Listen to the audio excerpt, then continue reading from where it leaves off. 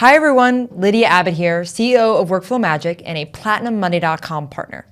Today, I'm going to walk you through how to create products and services in QuickBooks directly from Monday. No double entry, no manual setup. Let's say you're tracking your products in a Monday.com board. You have details like product name, costs, price, SKU, item type, and account mapping.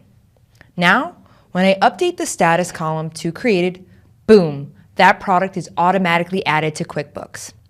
You can see right here, our product roll-up banner was just created in QuickBooks as a non-inventory item, complete with the cost, price, and full purchasing and sales details pulled straight from Monday. This is a game changer for businesses with a product catalog or services list that constantly is evolving.